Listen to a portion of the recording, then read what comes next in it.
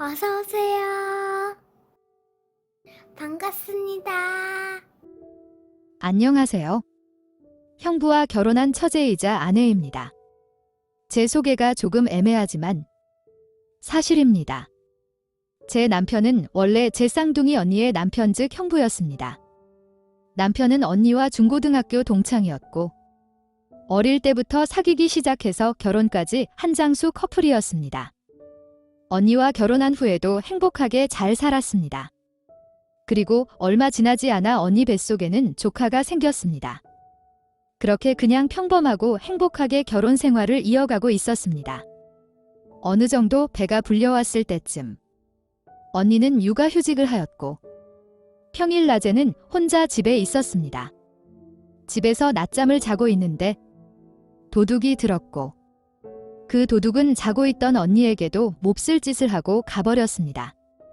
저녁에 형부가 퇴근하고 집에 올 때까지 손, 발이 묶여 있었고 입도 테이프도 붙여 있었습니다.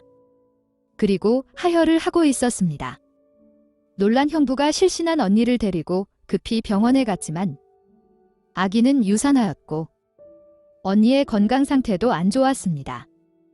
약 2달간의 병원 생활 후 퇴원을 하였지만 언니는 정신적인 충격과 우울증에 힘들어하다가 그해 겨울에 스스로 하늘나라에 갔습니다.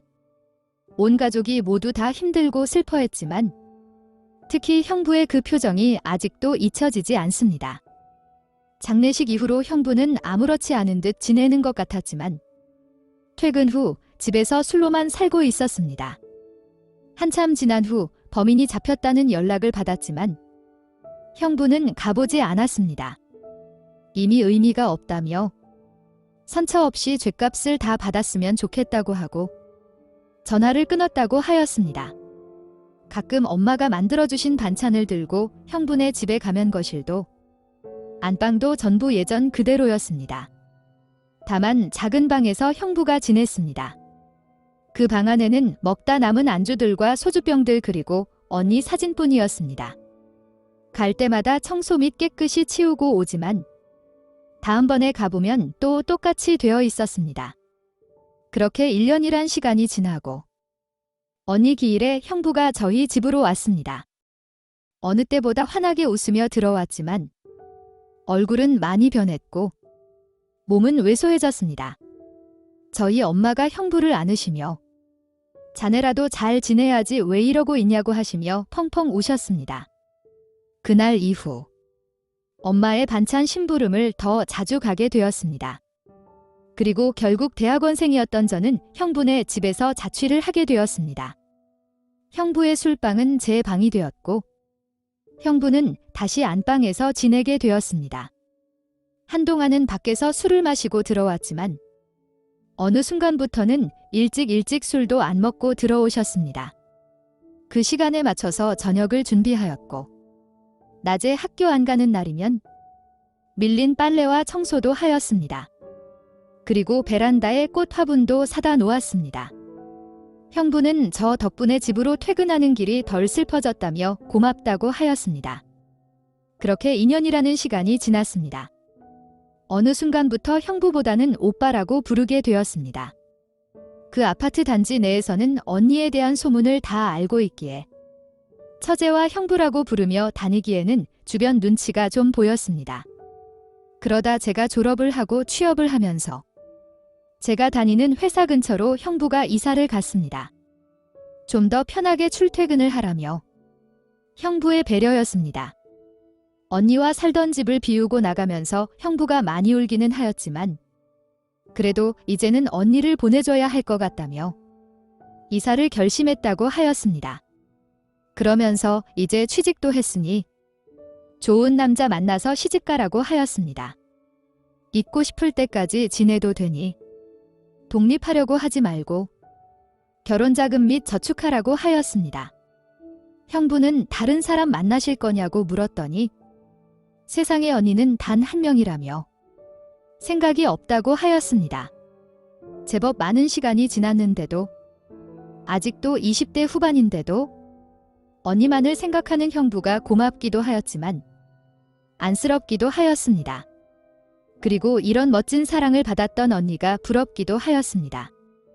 어느 날은 형부가 언니 옷과 각종 액세서리들, 가방 등등 주시며 이제 저보고 쓰라고 하였습니다. 내버려 두면 뭐하냐며. 제가 쓰고 다니면 언니가 더 좋아할 것 같다고 하였습니다. 옷, 액세서리, 가방 등 몇 년을 안 사용한 것인데도 새로 산 것처럼 전부 깨끗이 잘 관리가 되어 있었습니다. 옷이 별로 없었기에 언니 옷을 입고 다니는 날이 많았습니다. 늦게까지 야근하고 집에 들어갔는데 안방에서 형부의 우는 소리를 들었습니다. 술도 오랜만에 많이 드신 것 같았습니다. 조용히 문을 열고 들어갔습니다. 저를 보더니 언니의 이름을 부르며 끌어안았습니다. 저도 형부를 안아주었습니다. 그리고 머리를 쓰다듬어 주었습니다. 그날 그렇게 안방에서 형부가 잠을 잘 때까지 같이 있었습니다. 그날 이후 형부에 대한 연민인지 동정인지는 모르겠지만 형부에 대한 감정이 생기기 시작했습니다. 그리고 저희 부모님께 이 사실을 말씀드렸습니다. 처음에는 두 분 다 당장 그 집에서 나오라고 하셨지만 많은 대화와 설득 끝에 허락을 받았고 형부에 대한 제 마음을 표현하기 시작하였습니다. 형부의 계속된 거절에도 저는 시간을 가지고 계속 마음의 문을 두들겼습니다. 그리고 결혼을 하였습니다. 지금도 언니 기일이 다가올 때쯤이면 가끔 술을 많이 취할 때면 저를 보고 언니 이름을 부르기도 하지만 그 마음을 너무 잘 알기에 여전히 받아주고 있습니다. 그리고 아직도 마음 한켠에서 언니를 사랑하고 있는 것을 잘 알고 있습니다. 그래서 제가 형부를 사랑하게 되었는지 모르겠습니다. 형부였고 오빠였고 남편이 된 이 남자를 정말 사랑합니다. 가끔은 언니가 꿈에 나와서 고맙다고 이제야 마음이 편하다고 하였습니다. 아픈 기억이 있는 저희지만 아끼며 행복하게 살겠습니다. 오늘의 사연은 여기까지입니다. 구독과 좋아요, 알림 설정 부탁드립니다. 긴 글을 읽어주셔서 감사합니다. 다음 사연을 시작하겠습니다. 안녕하세요. 작은 회사와 가게를 운영하고 있는 30대 후반 노총각입니다. 고등학교를 졸업하고 바로 군대를 갔습니다. 일반 공병이었지만 차출이 되어 취사병이 되었습니다. 그렇게 요리에 입문하게 되었습니다. 제대 후 동네에서 유명한 식당에 취업하게 되었습니다. 요리 관련 자격증이나 학벌은 없었지만 특유의 성실함과 노력으로 나름 그 식당에서 자리를 잡아나가기 시작했습니다. 짬짬이 남은 시간을 투자해 한식, 중식, 일식 등 조리사 자격증도 취득했습니다. 그렇게 20대를 보냈습니다. 30대에는 내 가게를 가지겠다는 목표로 도전하였습니다. 그때까지 모은 돈과 대출로 작은 푸드트럭을 시작했습니다. 휴게소, 졸음쉼터, 공연장, 경기장, 박람회 등 나름 스케줄을 짜서 열심히 돌아다녔습니다. 처음에는 다소 어려운 순간들도 있었지만 열심히 한 덕분에 푸드트럭이 9대까지 늘어났습니다. 그리고 현재는 푸드트럭들과 오프라인 매장 운영하고 있고 급식 관련 업체를 새롭게 시작하고 있습니다. 이렇게 살다 보니 아직 제대로 된 연애도 못 해본 노총각이 되었습니다. 그리고 항상 남들 놀 때 일하는 업종이다 보니 친구들도 많이 잃었습니다. 그래서 몇 안 남은 친구들과 처음으로 같이 동창회를 나가게 되었습니다. 오랜만에 보는 동창들이기에 반갑기도 하고 얼굴도 못 알아볼 정도로 변한 친구들도 있었습니다. 오고 가는 안부 인사 속에 도움을 받을 수 있는 친구, 또 제가 도움을 줄 수 있는 친구들도 생겼습니다. 그렇게 몇 번의 동창회와 모임에 나가니 이제 다들 잘 알고 어색함 없이 어울리게 되었습니다. 그때쯤 되니 돈을 빌리러 나온 친구들도 저한테 왔습니다. 많은 돈을 가지고 있지도 못하지만 친구들과 돈 거래를 하면 결국 문제가 생길 것 같았습니다. 지갑에 있는 돈을 주며 여윳돈이 없어 못 빌려줘서 미안하다고 이해해 달라고 하였습니다. 불쾌하다며 화를 내고 가는 놈도 있었고 고맙다며 우는 친구들도 있었습니다. 그날도 역시나 동창회 모임 중에 돈을 빌리려 온 친구가 있었습니다. 최근에 남편과 이혼했는데 엄마가 아파서 병원에 같이 있다 보니 직장도 못 구했고 그러다 보니 병원비가 부족하다는 것이었습니다. 그런데 얼굴을 보니 제가 고등학교 때 짝사랑하던 여자친구였습니다. 벌써 시간 약 20년이 지났는데도 심장은 떨렸고 설렜습니다. 그리고 여전히 제 눈에는 그 친구가 이뻐 보였습니다. 평소 같았으면 돌려 말하며 거절했을 텐데 명함을 주며 내일 만나자고 하였습니다. 다음 날 퇴근을 하고 저녁을 먹기로 만났습니다. 나름 좋은 식당에서 음식을 먹으면 사정을 들었습니다.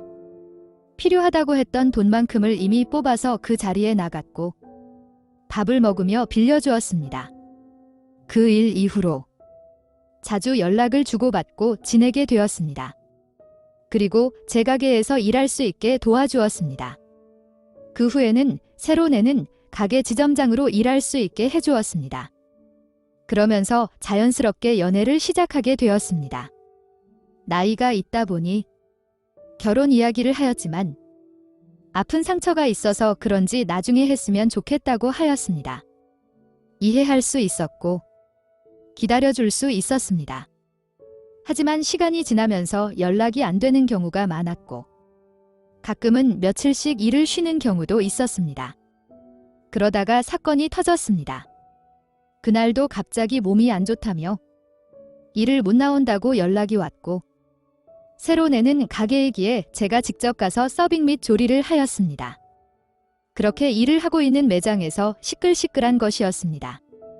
나가보니 여자친구는 어떤 놈의 머리채가 잡힌 채 질질 끌려 들어왔습니다.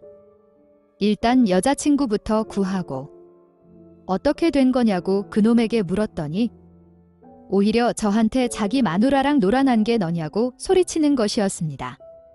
돈 없고 가난하면 그렇게 돈으로 유혹하고 마음대로 남의 마누라 데리고 놀아도 되냐며 깽판을 치는 것이었습니다. 그렇게 매장을 아수라장이 되었고 경찰 불려 일단 그 상황을 마무리 지었습니다. 그리고 며칠 뒤 그 남편에게 상간남 고소장을 받았고 경찰에는 성매매 관련해서 조사받으라는 전화를 받았습니다.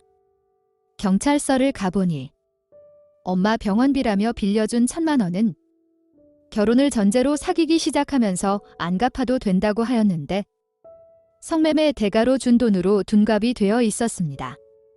너무 어이가 없었고 여자친구는 어떠한 설명과 해명도 없이 연락이 두절되었으며 매장 공금도 많이 횡령한 상태였습니다. 너무나 큰 배신감과 황당함에 멍해 있었습니다. 변호사를 선임하였고 상황을 설명하였고 증거를 모으고 찾기 시작했습니다. 그 사이에 동창회 내에서는 파렴치한으로 소문이 나 있었습니다. 소송을 진행을 하면서 그들은 동일한 수법으로 여러 번 고소를 진행한 적이 있음을 알게 되었고 각종 증거들 덕분에 억울함을 풀게 되었습니다. 그리고 빌려준 돈, 공금 횡령 등 각종 형사고소 및 민사소송을 진행 중입니다. 그제서야 선처해달라며 연락이 먼저 왔지만 이제는 제가 거절하였습니다. 그리고 오해는 풀었지만 제 이야기를 들어보지도 않은 채 저에게 온갖 욕설과 비하했던 동창회도 더 이상 안 가게 되었습니다. 최근에는 그 여자한테 제 아이를 임신한 것 같다며 남편이랑 이혼하고 저랑 결혼해서 살겠다고 자기만은 선처해달라고 가게에 찾아왔지만 경찰을 불려서 쫓아냈습니다. 순간 진짜일까 고민을 하였지만 지금까지 한 행동들을 볼 때 저것도 거짓말이라고 결론을 내렸습니다. 아직 몇 개의 소송 진행 중이지만 큰 변수가 없으면 제가 승소할 것 같습니다. 그리고 민사에서 승소하여도 상대방이 가진 재산이 없어서 빌려준 돈이나 횡령한 돈을 돌려받기가 어려울 것 같다고 변호사가 이야기해 주었습니다. 인생에 큰 경험했다고 생각하고 넘기려고 노력 중입니다. 이런 제 황당하고 억울한 이야기를 혼자 속으로 삭히려고 하니 화병이 날 것 같아서 사연을 보내게 되었습니다. 오늘의 사연은 여기까지입니다. 구독과 좋아요, 알림 설정 부탁드립니다. 긴 글을 읽어주셔서 감사합니다. 구독과 좋아요 꾹꾹 눌러주세요. 꾹꾹. 알림 설정도 꾹꾹 눌러주세요.